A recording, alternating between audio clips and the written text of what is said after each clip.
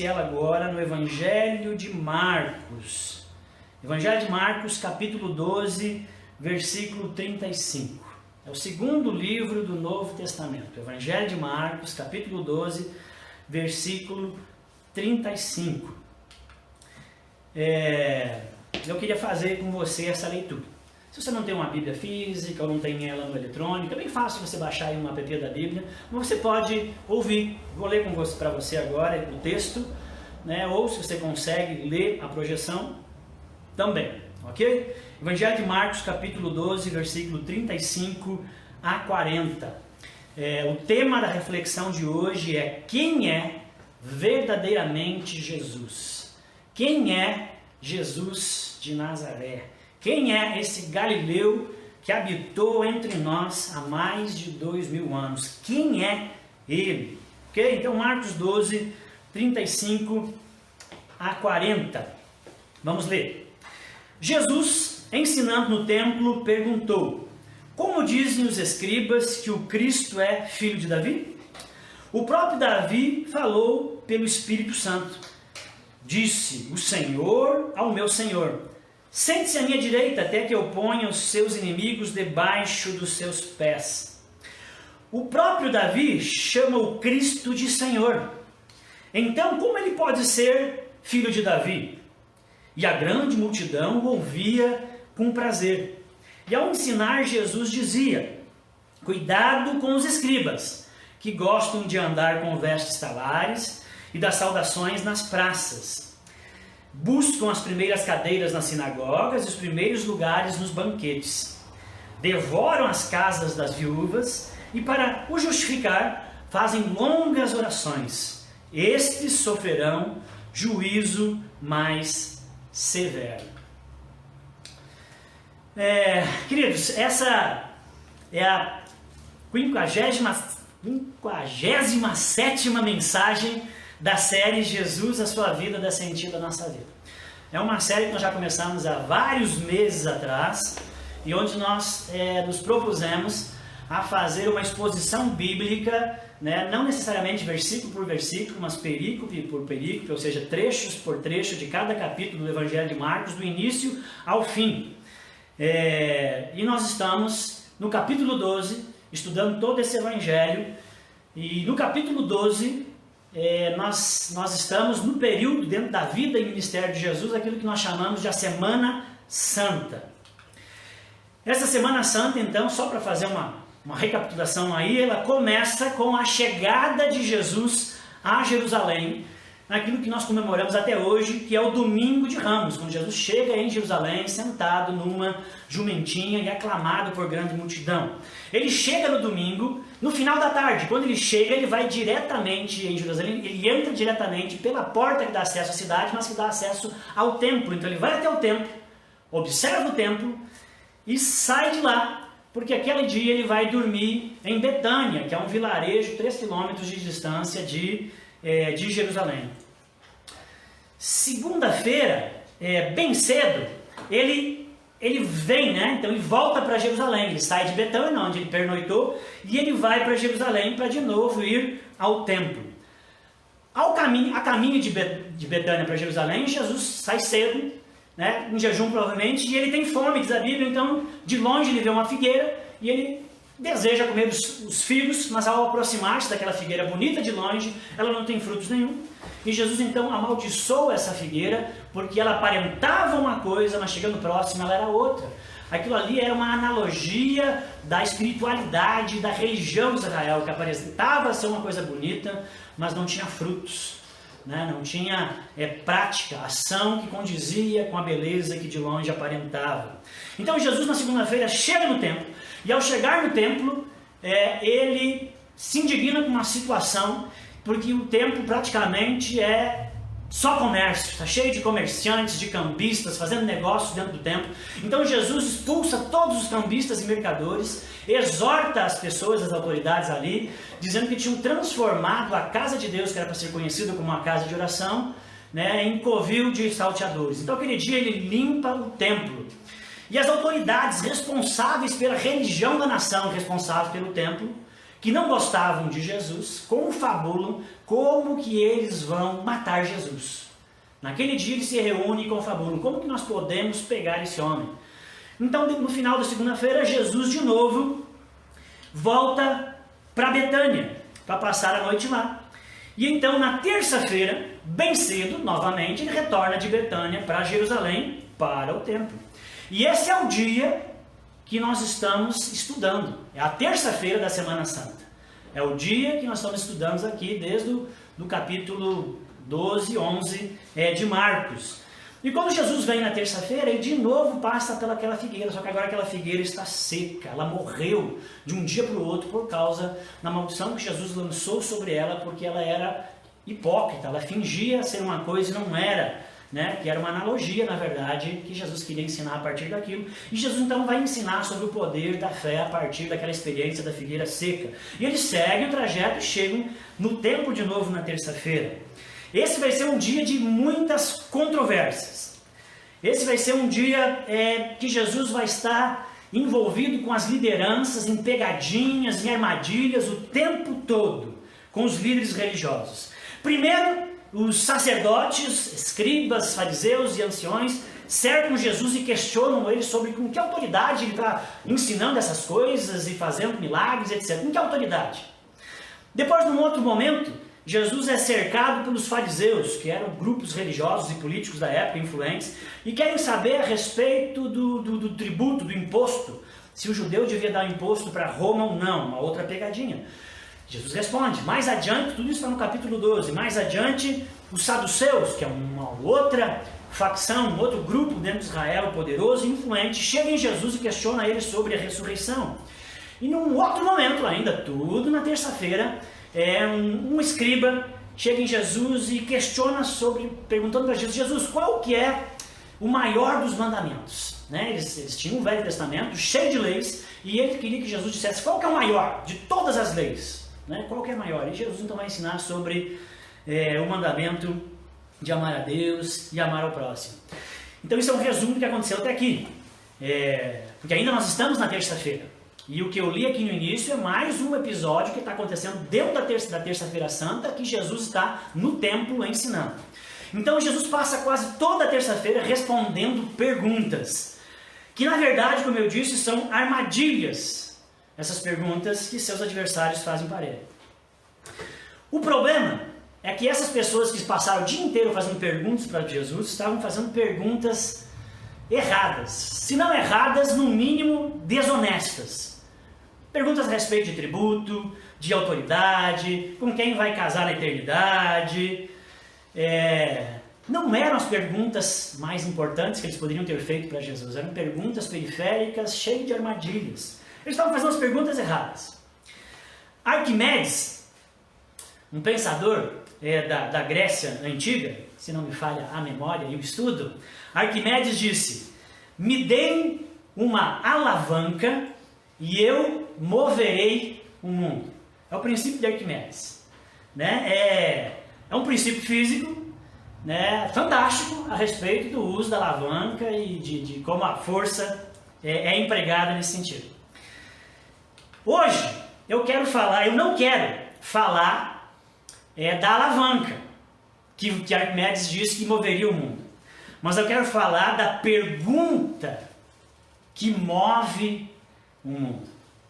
Qual é a pergunta que move o mundo? E a pergunta que move o mundo é o tema dessa mensagem. Quem é verdadeiramente o homem Jesus Cristo? Quem é o Nazareno?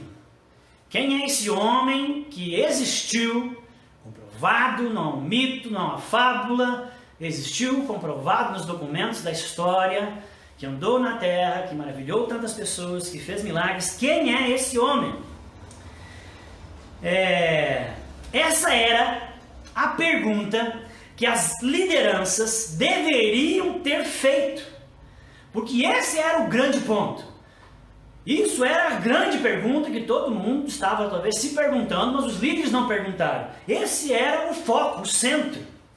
Quem é esse homem que chegou a Jerusalém há 2 dias, no domingo, E todos clamavam: Hosana ao filho de Davi. Hosana significa salve-nos, salve-nos agora. Quem é esse homem que foi aclamado pelas multidões ao chegar em Jerusalém? Quem é esse homem que ensina de uma maneira majestosa, arrebatadora? Quem é esse homem que atrai multidões e que faz sinais incríveis? Essas, sem dúvida, eram as perguntas relevantes. Não qual autoridade, qual tributo, com quem vai casar na eternidade. E essa sensibilidade nós precisamos ter enquanto igreja e povo de Deus. Nós precisamos estar sensíveis às perguntas que estão sendo feitas na nossa época. Porque perguntas erradas nos levam a direções erradas e soluções equivocadas. As perguntas certas são mais importantes do que as respostas. Essa não é uma ideia minha. Essa é uma ideia que eu concordo, mas é uma ideia que vários pensadores e homens notáveis defendiam. Por exemplo, Voltaire, filósofo, cientista, ele dizia: um homem deveria ser julgado mais pelas suas perguntas do que por suas respostas. Voltaire já pensava nisso, que as perguntas eram mais importantes do que as respostas em si. Drucker disse o seguinte, isso aqui já é mais contemporâneo da nossa época: o trabalho mais importante e mais difícil não é encontrar a resposta correta, mas fazer a pergunta certa. E Berger, que é um jornalista, ele dizia o seguinte também: todas as pessoas que se tornaram melhores quando adotam o questionamento como rotina. Típico de um jornalista. A principal dessas perguntas começa com por quê? Seguida de e se? E por fim vem as perguntas iniciadas por como. Então esses homens e vários outros homens notáveis entendiam que as perguntas eram importantes, principalmente as perguntas corretas, mais importante do que a resposta pronta. E eu quero deixar aqui um exemplo atual de como as perguntas certas movem o mundo. Como que as perguntas corretas têm esse poder que Arquimedes disse que a alavanca faria. Como que a pergunta pode mover de fato as coisas? Em 2007, dois jovens designers que moravam juntos em São Francisco, na Califórnia, se perguntavam todo mês. Eles moravam juntos e se perguntavam todo mês: como vamos pagar o aluguel nesse mês? Talvez essa pergunta você se identifique. Ambos eram freelancers e viviam de pequenos trabalhos. E naquele ano, 2007, a cidade de São Francisco já é uma cidade bem turística, então a sua hotelaria já tem um certo nível de preenchimento. E naquele ano, a cidade estaria sediando uma conferência mundial de designers. E em função disso, todos os quartos da hotelaria de hotéis da cidade estavam reservados. Todos os quartos. Não tinha mais vagas para quartos na cidade. E os dois começaram a se perguntar: por que há tantas pessoas sem conseguir um quarto nos hotéis em São Francisco, enquanto há muitos espaços livres nas casas de quem adoraria ganhar um dinheiro extra? E se nós conectássemos essas duas necessidades? Então eles fizeram isso. Após dar o pontapé inicial a essa ideia, eles continuaram fazendo outras perguntas. E se nós comprássemos 3 colchões infláveis para ampliar a nossa capacidade de hospedagem em nossa casa? E eles fizeram. E se nós preparássemos um café da manhã bem legal para os nossos hóspedes? E por que não chamamos o nosso serviço de Our Bed and Breakfast? E por que não criamos nosso próprio site para oferecer o serviço em São Francisco?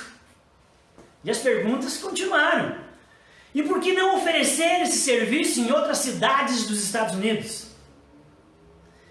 E o que nos impede de oferecer esse serviço a outros países? De pergunta em pergunta, a empresa cresceu e atualmente é avaliada em mais de 10 bilhões de dólares. Bom, com essas informações, se você chutou a resposta Airbnb, então com certeza você acertou.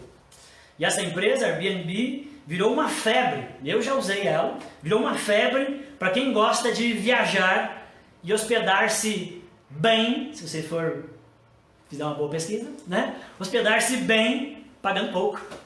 É o sonho de consumo de toda viagem de turismo, e não só turismo. Os homens de negócio hoje em dia têm usado muito essa empresa.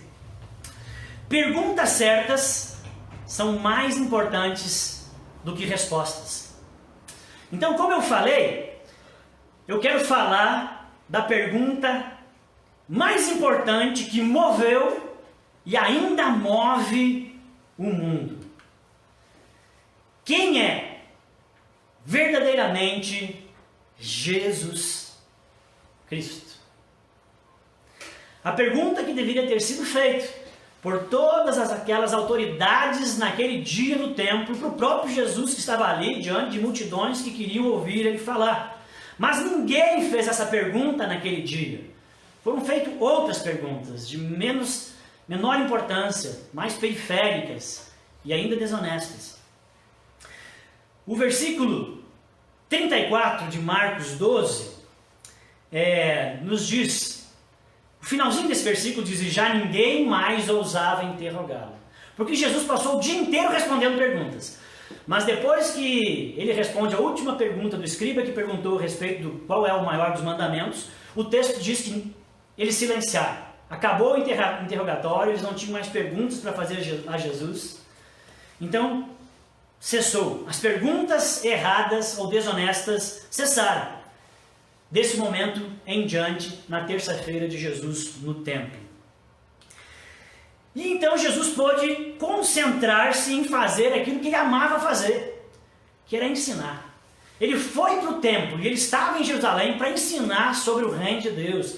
Ele é o nosso mestre, ele amava ensinar. E depois que ele parou de ficar respondendo tantas perguntas periféricas e desonestas, agora ele pôde se concentrar naquilo que ele amava, que era ensinar. O versículo 35, então do texto que nós começamos o culto, a pregação, nos diz que ele estava ensinando no templo. Esse era o seu objetivo, para isso que ele foi no templo aquele dia, ele estava ensinando. Mas, se voltarmos ao versículo 34 e o início do versículo 35, onde do 34 diz que cessaram as perguntas, e o versículo 35 diz que agora Jesus começou a fazer perguntas, nós vemos que aqui Jesus parte para o contra-ataque. É ele quem começa a fazer as perguntas. É ele quem começa a interrogar e questionar a respeito do ensino dos escribas. E é nesse ponto que Jesus chegou, por assim dizer, ao apogeu daquela situação e daquele dia e da sua ida ao templo na terça-feira. Ele sabe que chegou o tempo de finalizar a sua missão. E ele sabe que ele vai ir para a cruz, é terça-feira. Ele sabe que na sexta-feira ele vai estar pregado numa cruz. Ele sabe também que ele é um filho de Davi, né? Um adjetivo atribuído ao Cristo, ao Messias, à divindade, e que a população gritou quando ele chegou no domingo. Ele sabe que ele é o filho de Davi, que ele é o Messias prometido por Deus que viria, cujo reino não vai ter fim. Mas no caminho do trono desse rei, que ele tem a cruz. E na perícope anterior, no texto anterior, que foi a pregação do domingo passado, que o Adrian pregou aqui muito bem, Jesus resume todo o ensino da Bíblia, e o seu, em 2 mandamentos. Ele diz que o resumo de tudo é amar a Deus, que algumas versões vai dizer acima de todas as coisas, mas amar a Deus de toda a sua força, de todo o seu entendimento, de todo o seu coração, de toda a sua alma. Amar a Deus e amar ao próximo, né, como você ama você mesmo. Jesus sabe quem Ele é, o Messias, o Redentor, o Salvador. E Ele sabe também que é impossível ao homem, eu e você, cumprirmos esse mandamento sem Ele. É impossível. Ele sabe disso.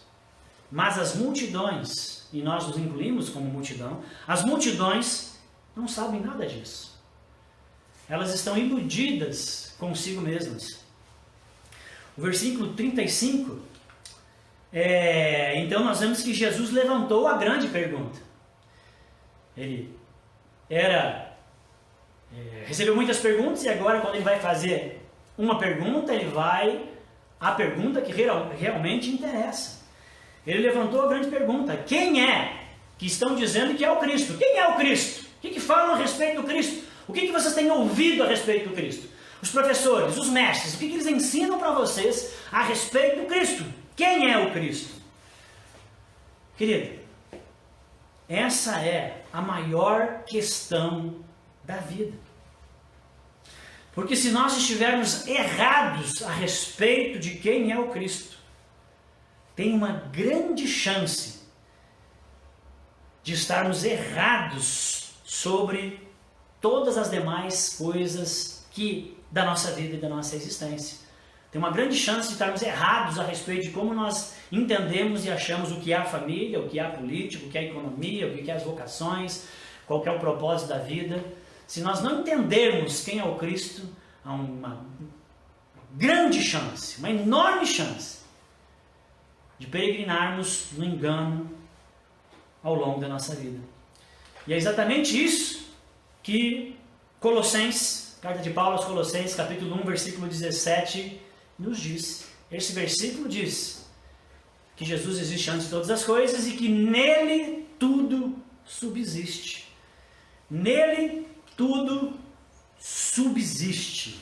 Ou seja, nele, Jesus, tudo se articula. Todas as coisas. O que é a família? Por que a vida existe? O que são as vocações? Política, economia. Tudo se articula nele. Nele tudo tem sentido. Sem ele, chegamos às conclusões erradas. Sem ele, tateamos no escuro. Estamos perdidos. Então, a centralidade de Jesus é disso que esse texto está tratando. E Jesus sabe que ele foi ao templo na terça-feira para comunicar essa verdade de quem é o Cristo. Essa é a sua tarefa, o seu desejo, o seu alvo principal para aquele dia. E essa mensagem que eu estou trazendo para você hoje, ela tem 3 argumentos a serem defendidos. Mas quando eu fui clipar e catalogar e reunir todos esses conteúdos e esses argumentos, eu vi que eu ia me alongar muito, irmãos. Tem algumas pessoas que às vezes ficam nervosas de ficar 50 minutos, às vezes 1 hora, ouvindo a palavra de Deus. Então, para você que fica nervoso com esse tipo de coisa, eu transformei essa mensagem em 3 mensagens. E nos próximos 2 domingos eu vou continuar desenvolvendo os outros 2 argumentos, um em cada domingo. E hoje eu quero trazer o ponto 1 dessa mensagem, do argumento que eu quero defender aqui a respeito de quem é o Cristo, baseado nesse texto que nós lemos. Eu não vou fugir do texto, ok? Eu vou ficar nele. Isso é uma pregação bíblica. O primeiro ponto desta mensagem, a respeito da resposta de quem verdadeiramente é o Cristo, que eu quero defender aqui, é o estrago da má teologia. O estrago da má teologia. Jesus vai ao templo. É o seu ponto alto do dia. Ele precisa revelar quem é o Cristo. Mas antes ele começa a falar da má teologia. Antes ele começa a falar do ensino dos escribas. E ele diz, acautelai-vos, cuidado com os escribas. Os escribas eram os estudiosos, os conhecedores, os mestres, os professores, os que sabiam a respeito da Bíblia da época, do Velho Testamento. Jesus sabia que existia um ensino ruim, uma má teologia. E é sobre isso que eu quero falar, porque isso prejudica o entendimento de quem é o Cristo. A má teologia nos distancia da verdade maravilhosa de quem é o Cristo. Porque a má teologia é uma teologia antropocêntrica, centrada no homem. Ela mira o céu, mas acaba alcançando só o homem. A má teologia é cheia de boa vontade, mas é ruim, é indigesta, é pobre. Ela é centrada no homem, centrada nos méritos, centrada nas capacidades humanas, na força do ser humano. Não nos entrega a verdade, apenas uma caricatura da verdade. Nos rouba.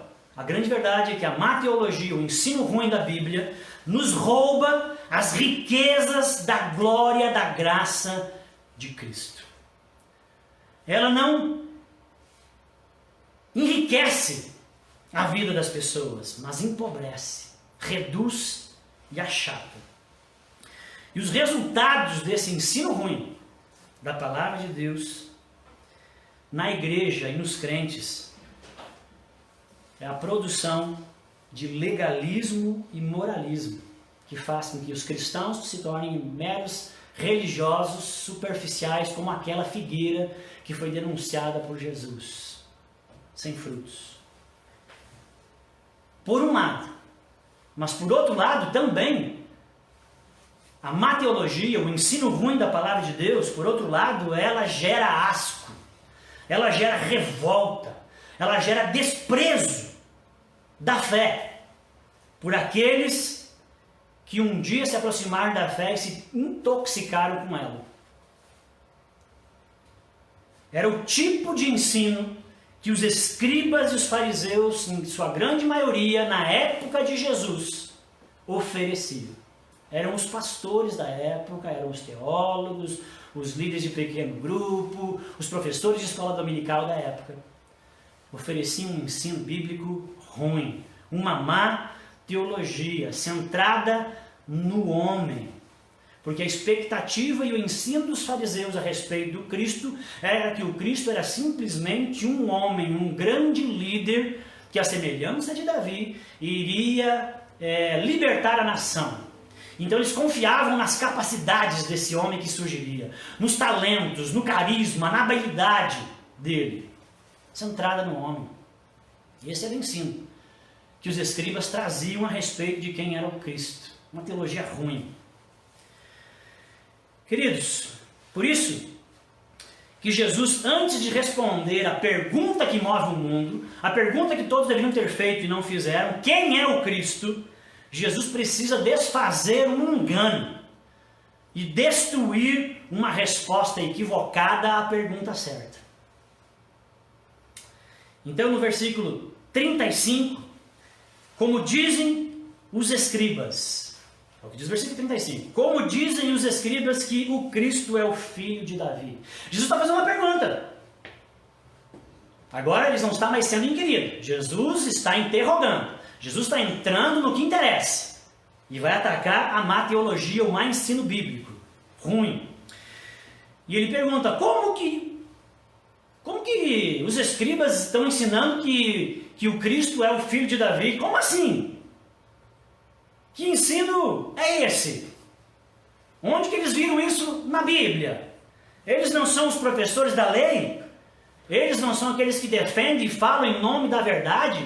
E que dizem que os seus ensinos são bíblicos? Jesus está censurando os escribas por causa da teologia ruim, queridos. Como assim? Como que eles dizem uma coisa dessas? Jesus está inquirindo, está perguntando, como é que eles estão ensinando um negócio desses?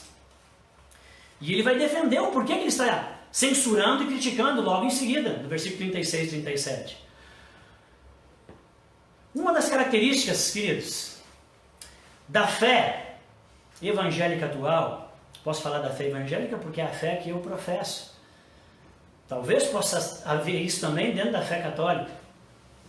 Mas uma das características da fé evangélica atual, que é a fé que eu faço parte, infelizmente, e esse atual já de um bom tempo, é a existência do anti-intelectualismo. Tem muito isso no meio da fé evangélica. É o desprezo pelo estudo mais profundo das escrituras, em prol de experiências, de sensações, de algo mais místico. Você despreza o ensino mais profundo e quer ficar com a experiência. E quando alguém decide então estudar teologia, ou se aprofundar, ou tem fome disso e sede disso, logo, você já deve ter visto isso, talvez você tenha falado isso, logo alguém diz para essa pessoa: cuidado, irmãozinho, a letra mata. Você já viu isso? Você não precisa ler tanto, não perca seu tempo, você só precisa mergulhar nas águas do Espírito e vai, irmão, é mistério. Besteira. Mentira. Realmente papo para boi dormir. E é boi mesmo, é papo de manada. Só manada para acreditar numa besteira dessa. As coisas reveladas pertencem a nosso Deus, pertencem a nós e os nossos filhos, diz Deuteronômio 29, 29. E as coisas que não são reveladas pertencem a Deus, mas as reveladas pertencem a nós. E se pertence a nós e os nossos filhos, então nós temos que dominar, saber, cair para dentro, entender, se aprofundar, porque pertence a nós, aos nossos filhos. A letra não mata, a letra, o Logos, o Cristo não mata. Ele dá vida e vida em abundância. O que nós mais precisamos é de ensino. Precisamos de teologia em nossas casas, teologia em nossos trabalhos, teologia em nossa produção cultural, teologia em nossos pequenos grupos familiares, células e em nossas igrejas. Estamos com as igrejas cheias de analfabetos bíblicos, cheias, e por isso empobrecidos e muitos emburrecidos. Precisamos de teologia nos púlpitos e nas vidas. Mas, irmãos, não qualquer teologia. Precisamos da boa teologia, que é o argumento 2 domingo que vem. Precisamos da boa teologia, cheio de graça e de verdade. Depois que Jesus censura a má teologia, ele vai expor o que é a boa teologia. Semana que vem, meu querido, você vai ter que vir aqui de volta. Jesus não está criticando a teologia, dizendo que teologia é coisa de homem, que teologia é ruim. Porque teologia é conhecer a Deus, conhecimento de Deus, é a busca pelo conhecimento de Deus. O que ele está censurando ali é a teologia ruim, pobre, distorcida, legalista, moralista dos escribas. Jesus diz para os seus ouvintes que o ensino sobre o Messias, sobre o Cristo, Messias significa Cristo significa Messias significa Cristo.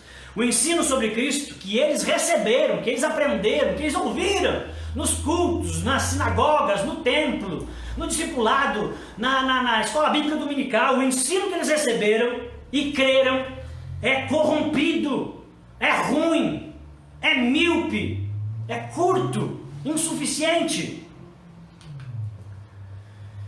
Infelizmente, é isso que muitos púlpitos têm derramado sobre seus ouvintes. Infelizmente, teologia ruim, humanista, antropocêntrica, idólatra. A.W. Tozer é um autor bem conhecido, um bom autor.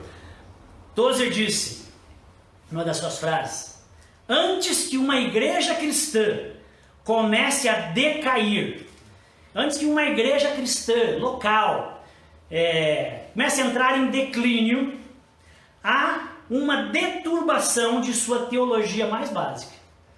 Ela está abafando, está bem. Antes que ela comece a cair, lá nas suas engrenagens, no meio dela, começa a se corromper a teologia. E a teologia mais básica, ele dizia, ela começa a responder e a demonstrar erradamente a pergunta: quem é Deus? É a coisa mais elementar na teologia. Ela começa a entender Deus de uma maneira errada, se relacionar com Deus de uma maneira errada, e lá na frente já não sabe mais do que se trata. Uma visão menor daquilo que Deus é revelado na Bíblia é idolatria. Se você acredita e você ensina e você prega um Deus que é menor do que aquilo que a Bíblia diz que ele é outro Deus. É idolatria. E sabe o que isso redunda? Isso redunda num culto, num relacionamento inadequado com Deus. John Piper, um outro autor fantástico, essa é uma frase muito, muito verdadeira. John Piper, ele diz: a teologia ruim desonra a Deus e fere as pessoas. A teologia boa honra a Deus e abençoa as pessoas. E eu aprendi isso na minha própria vida, no meu próprio ministério e trabalho. E quanto que isso é verdadeiro.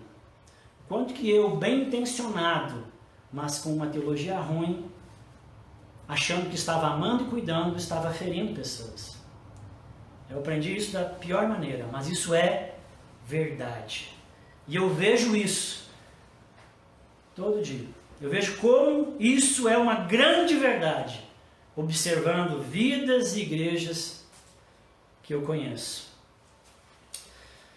Vidas arrasadas por causa de teologia ruim. Vidas que são arrasadas e vida que arrasam outros por causa de ensino ruim. A respeito de quem Deus é, a respeito de quem Cristo é, a respeito do que é a igreja, a respeito de como que é que o Espírito Santo trabalha, da expectativa de Deus, o que é ser um cristão. Teologia ruim tem arrasado muitas vidas por aí. E você, meu querido, fica escolhendo a igreja para você fazer parte, para você frequentar, você fica escolhendo igreja por causa do louvor, por causa do cultinho infantil, por causa da estética da igreja. Gente, louvor é fantástico, é algo super bom. Ter um cultinho abençoado é bom demais, berçário, igreja bonita, eu sou a favor de tudo isso. Mas não é isso que devia ser um fator para você escolher uma igreja. Porque teologia ruim machuca, destrói, arrasa com pessoas. Abre o olho, meu irmão, se esses são os seus critérios. Abre o olho. Os judeus criam, graças aos ensinos distorcidos dos escribas, dos mestres, dos teólogos, graças à teologia ruim desses homens, os judeus, a nação cria que o Cristo, o Messias, seria um simples homem notável, grande líder, mas um simples homem da descendência do rei Davi. E sendo descendente, então, do rei Davi, o Cristo, ele seria um grande político, essa era toda a expectativa, um grande político, um grande general, um grande guerreiro, que ia liderar a nação, né, para a libertação da nação dos seus opressores, dos impérios. Naquele momento, o Império Romano, um grande líder. Então o Cristo, na visão dos líderes, seria um homem notável, acima da média, memorável. Sobre o Cristo ser da descendência de Davi, eles estavam certos. E essa era a profecia. Está lá em 2 Samuel, um dos textos, 2 Samuel 7, de 12 a 16, você vê que Jesus promete a Davi que da sua descendência, o descendente dele seria, né, o Cristo, aquele que teria um reino sem fim. Então, da descendência de Davi, o Cristo viria. Isso está certo. Mas o próprio texto que Jesus usou aqui, que é um texto de Salmos, que ele vai usar agora para defender o seu argumento da teologia boa, no versículo 36 e 37, aponta, o texto é muito claro.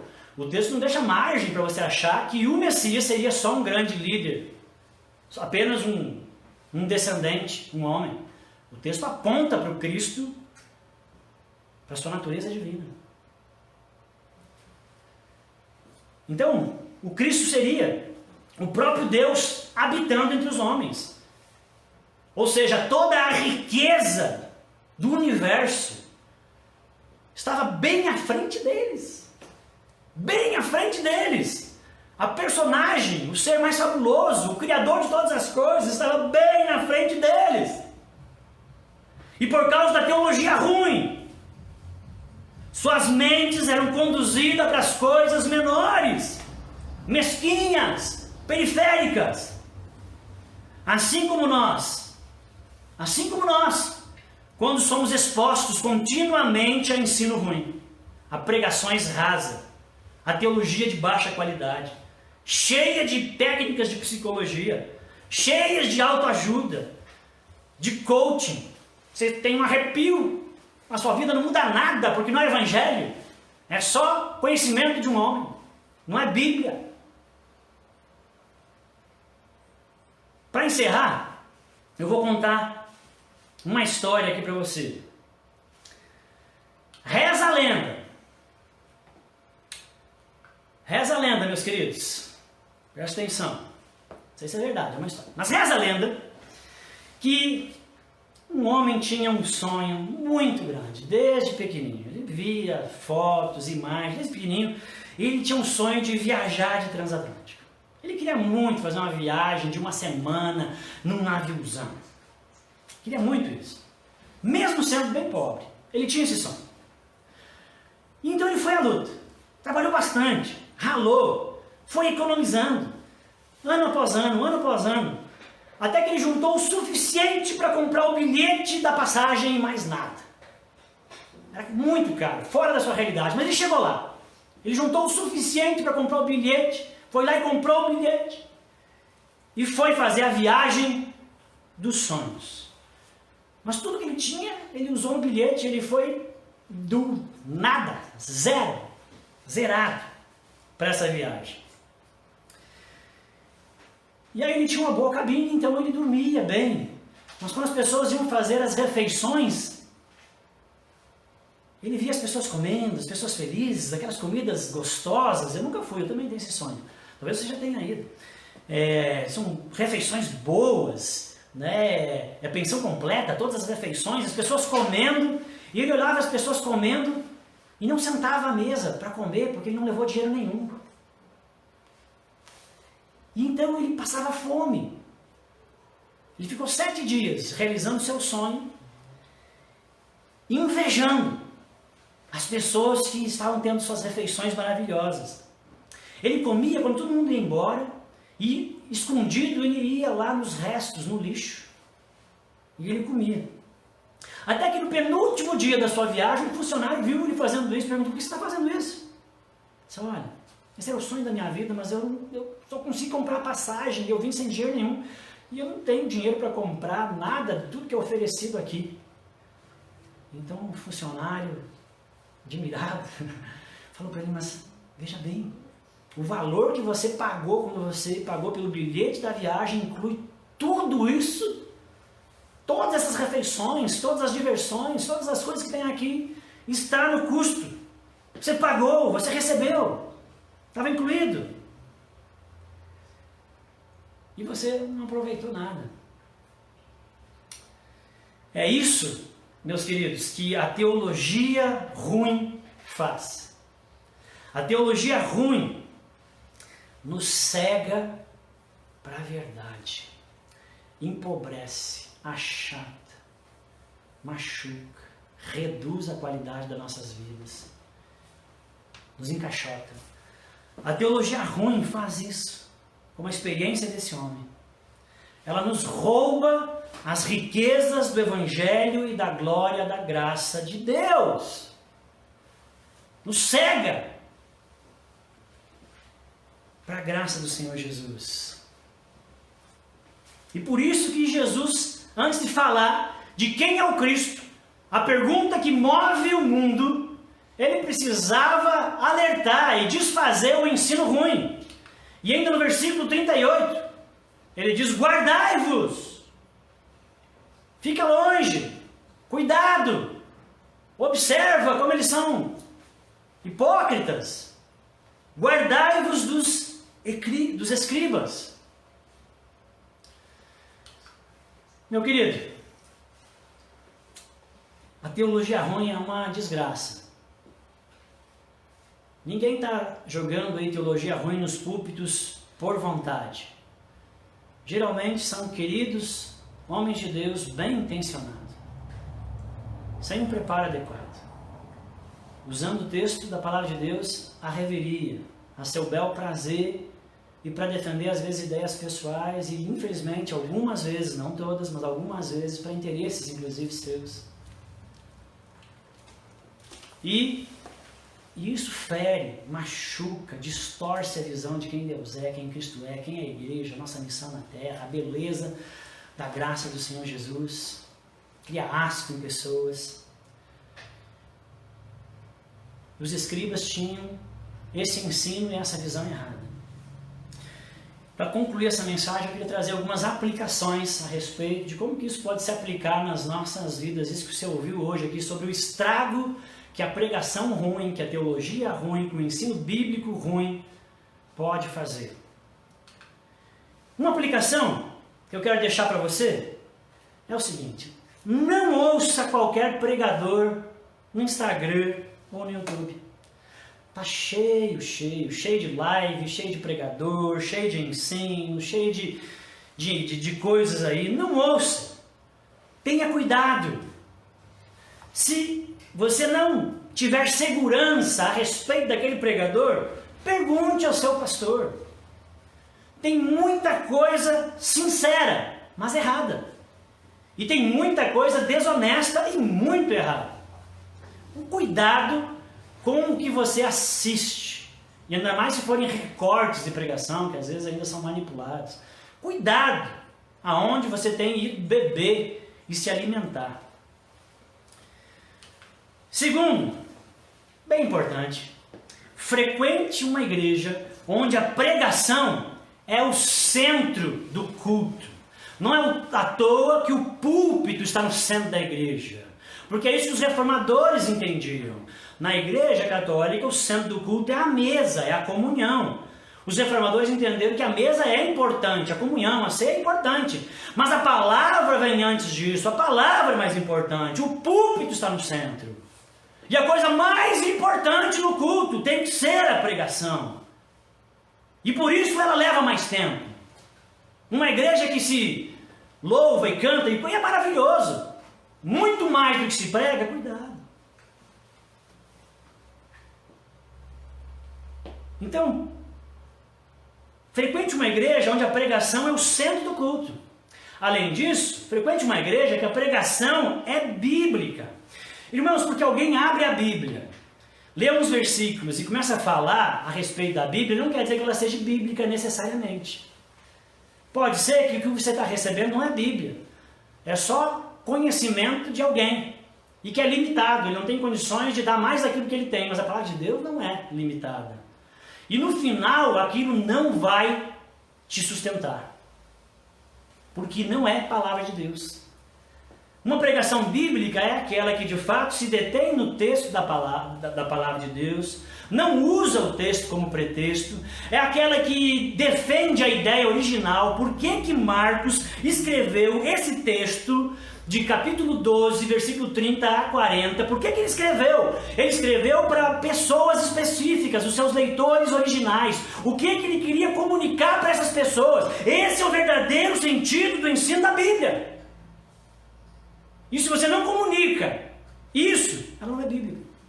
Porque você não falou o que o texto se propõe a falar. Você está dando menos, como os escribas. Você está distorcendo. Então que seja bíblica, que seja cristocêntrica, uma pregação que aponta para o nosso Senhor Jesus, para a sua obra na cruz, para a sua centralidade, para a sua importância. Queridos, é triste, mas às vezes você vai numa igreja ou ouve uma pregação na internet e no final dessa pregação você diga: uau! Que pregador maravilhoso! Que mente! Como que eu nunca vi esse significado nesse texto? Eu li tantas vezes e eu nunca vi. É porque bem provável esse sentido não está ali porque foi inventado. Está nas entrelinhas da cabeça do pregador. O significado está no texto. E ele precisa aparecer no texto. Ele tem que ser bem visível no texto e não subentendido. Que aí você tem que fazer mágica para descobrir. Precisa ser cristocêntrica. E preferencialmente que essa pregação seja expositiva. Uma pregação expositiva é uma pregação que fica fiel ao texto. Que responde ao contexto, o porquê que ela foi escrita, quais seus objetivos. E ela não viaja e não desaparece do texto. Ela explica o texto. E as pessoas dizem: nossa, entendi. Que bacana. Nossa, que Jesus maravilhoso. Então tem pregações que você sai dali e você acha o pregador maravilhoso. E tem outras pregações que são antropocêntricas da teologia ruim, que você sai se achando maravilhoso. Você ouve a pregação e você diz: nossa, eu sou o melhor de Cristo. Eu sou fera. Eu sou tudo de bom. Eu vou conquistar o mundo. Pink, o cérebro. É bom pro ego. Você queria ouvir isso.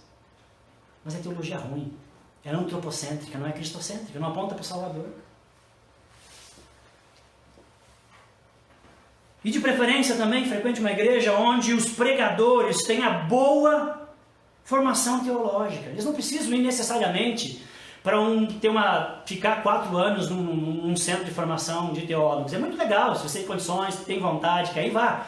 Mas hoje em dia tem vários cursos que são oferecidos que você pode fazer à distância. Você pode ser uma pessoa simples e humilde, um pastor e alguém, mas e se dedicar, comprar bons livros, ser dedicado, porque você sabe que a boa teologia faz uma grande diferença.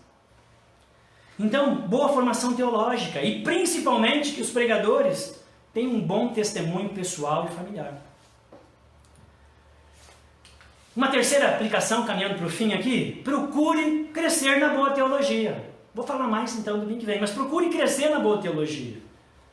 Busque indicação de bons livros para você adquirir, bons livros para você ler.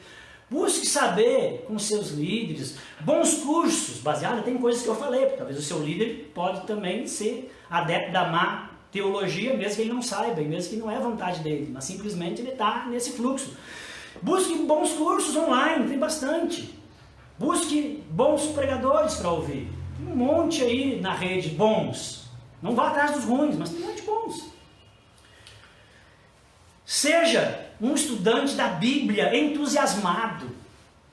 A Bíblia é o nosso livro de cabeceira, é um livro apaixonante. Seja um estudo da Bíblia entusiasmado. Leia e releia ela muitas vezes na sua vida. Medite nela. Importune o seu pastor com as dúvidas que você teve lendo a Bíblia. Importune o seu líder caseiro de ministério a respeito das suas dúvidas durante a leitura. Faça isso. E quinto, critique. Critique a teologia ruim. A pregação fora de contexto. A distorção do sentido principal do texto. A falta do evangelho nas pregações e nas leituras. Critique. Jesus criticou a má teologia. Talvez você é daquele que diz: não quero julgar. Critique a má teologia, o ensino raso, o ensino ruim. Afinal, Jesus disse: guardai-vos dos escribas, da má teologia, do ensino ruim, da pregação pobre, antropocêntrica. Guardai-vos. Faz mal, é indigesta, empobrece a vida, machuca pessoas. Espero que você tenha entendido. Então, queria que você orasse comigo agora. Amém? Esse é o primeiro ponto dessa mensagem. Eu quero trazer ainda mais 2 pontos a respeito de quem é o Cristo. Não entrei ainda na pergunta derradeira e a explicação dela. Isso é a próxima mensagem, ok? Onde nós vamos falar aqui da boa teologia, tá bom? Mas eu queria que você orasse a respeito do que você ouviu aqui e que atitudes o Espírito Santo de Deus, que está aí com você, do seu lado, dentro do seu coração, está falando contigo, que você precisa tomar a respeito dessas aplicações que eu falei e outras aplicações que o Espírito Santo de Deus gerou em você ouvindo esse texto. Pense sobre isso e vamos orar. Senhor meu Deus, eu quero colocar diante do Senhor os meus irmãos, meus queridos irmãos, os meus irmãos que eu amo, meus amigos, Deus, dos quais nós vamos passar essa vida aqui, se o Senhor permitir, se formos das suas ovelhas, seus eleitos, também a eternidade juntos. Deus, eu quero que verdadeiramente os meus irmãos tenham seus olhos abertos a respeito dessa verdade, a respeito do quanto que a teologia ruim é danada, não a respeito daquilo que está ouvindo agora, mas também a respeito de tudo que já assimilou na vida de teologia ruim e que distorce o caráter de Deus, quem Deus é, quem Cristo é, a nossa experiência da fé, a experiência com a igreja, tudo é distorcido por causa da teologia ruim, antropocêntrica. Mas infelizmente parece que é isso exatamente que as pessoas querem beber. Deus, abre os nossos olhos para a teologia ruim. Abre os nossos olhos. Ajude-nos a tomar decisões corretas e frequentar igrejas onde a teologia é boa, bíblica, acertada. Porque o tipo de cristãos que nós seremos a partir da teologia boa, Deus é que de fato vai fazer diferença nessa terra. Que de fato deixa saudade. Que de fato traduz a grandeza da glória do Evangelho de Cristo, do Reino de Deus, do cristianismo. A teologia ruim só gera revolta. Espero, Senhor, que meus irmãos não tenham se ofendido, mas que isso aqui possa tanto despertar quem pode achar que está inserido num ambiente de teologia ruim, a se inserir num ambiente de teologia boa, quanto aquele que talvez é o que promove a teologia ruim, que pode estar me ouvindo. Eu sei que não é maldade, é simplesmente o fluxo que for inserido, mas que possa ter assimilado e entendido e buscado rever conceitos e ideias e como as coisas são, se reciclar e ser um portador da centralidade da teologia e do ensino bom, conforme o Senhor Jesus nos ensina. Senhor, ajuda-nos e abençoa os meus irmãos, abençoe a fé e a prática daquilo que ouvimos hoje, em nome de Jesus. Amém e amém.